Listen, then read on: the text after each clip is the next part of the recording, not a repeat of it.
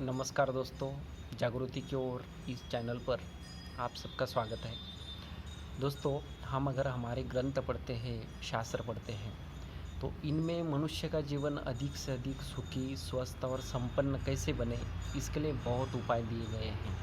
अगर हम इन उपायों में से कुछ उपाय भी अगर करते हैं, तो हमारा जीवन सचमुच में सुखी, स्वस्थ और संपन्न बनता है। उस मनुष्य के जीवन में भौतिक लाभ के साथ साथ आध्यात्मिक लाभ भी बहुत होते हैं। दोस्तों, ऐसे बहुत उपाय हैं जिनमें से मैं आज आपको एक उपाय बताने वाला हूँ, और वो है तुलसी का पूजन। दोस्तों, लगभग हम ऐसा देखते हैं कि सभी के घरों में तुलसी तो होता ही है। अगर कितनी भी कम जगह है तो भी एक पौधा सभी के घरों में ज़रूर होता है।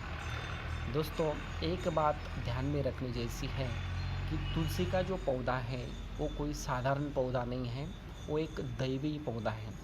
इसका आध्यात्मिक बहुत ही महत्व है।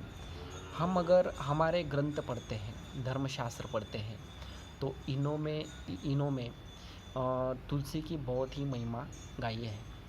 दोस्तों, हम ऐसा देखते हैं कि 25 दिसंबर को खाली भारत में ही नहीं, पूरे विश्व में तुलसी पूजन दिवस मनाया जाता है, क्योंकि विदेशी लोगों को भी तुलसी का महत्व समझें। दोस्तों, स्कंद पुराण में ऐसा लिखा है कि अगर कलयुग में किसी को अपने पाप नाश करना है तो वो तुलसी का पूजन जरूर करे, तुलसी का स्पर्श करे, तुलसी के पत्ते जरूर खाए। अगर तुलसी के पत्ते खाते हैं तो उसके रजोगुण और तमोगुण का नाश हो जाता है और सत्वगुण में वृद्धि होती है। अगर सत्वगुण में वृद्धि होती है तो वो अच्छे काम करता है, फिर उसकी संगति हो जाती है। स्कंद पुराण में ऐसा लिखा है कि अगर कलयुग में किसी के घर में तुलसी है, तुलसी का बगीचा है, तो उनके घरों में कभी भी यमदूत प्रवेश नहीं करते हैं, ऐसा लिखा है। दोस्तों, पद्म पुराण के उत्तरखंड में ऐसा लिखा है कि अगर कोई मनुष्य है, उसने बहुत पाप कर्म किए हैं, ऐसा मनुष्य भी अगर मरते समय या मरने के बाद, अगर ऐसा मनुष्य मरता है और मरने के बाद अगर ऐसे मनुष्य की जब अग्नि संस्कार क्रिया होती है, तब ऐसे मनुष्य के मुंह पर, गले पर, छाती पर और पेट पर कुछ तुलसी की लकड़ियां रख दी जाती हैं, और उसके अग्नि संस्कार की जो शुरुआत है वो तुलसी के लकड़ियों से करते हैं। तो स्कंद पुराण के उत्तरखंड में ऐसा आता है कि वो मनुष्य कभी भी दुर्गति को प्राप्त नहीं होता है, वो सद्गति को प्राप्त होता है। उसको अच्छे कर्म करने के अवसर मिलते हैं और धीरे धीरे वो अच्छी गति को प्राप्त होता है। दोस्तों, हमारे ग्रंथों में ऐसा लिखा है कि कलयुग में तुलसी का पौधा लगाने से, तुलसी का पौधा सींचने से, तुलसी के पत्ते खाने से, तुलसी के पौधे बांटने से कई जन्मों के पापों का नाश होता है। हमारे ग्रंथों में ऐसा भी लिखा है कि अगर कोई मनुष्य मरने वाला है, उस समय अगर उस मनुष्य के मुंह में तुलसी के पत्ते और तुलसी के पत्तों को लगा हुआ जल अगर उसको पिलाते हैं, उनके मुंह में देते हैं, तो ऐसा लिखा है कि उसको विष्णु लोक की प्राप्ति होती है।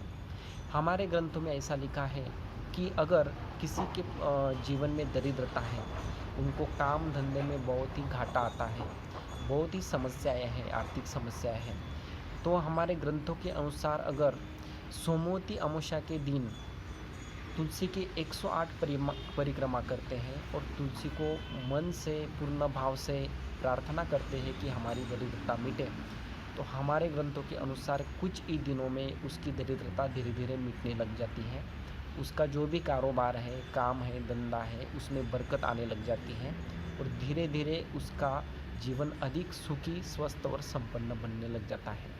तो दोस्तों, आज हमने तुलसी के बारे में सुना, तो मेरी आप सबसे विनंती है कि आप सभी अपने घरों में ज़्यादा से ज़्यादा तुलसी लगाएं।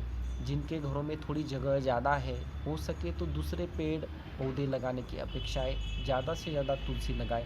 ज़्यादा जगह है तो तुलसी का बगीचा लगाएं।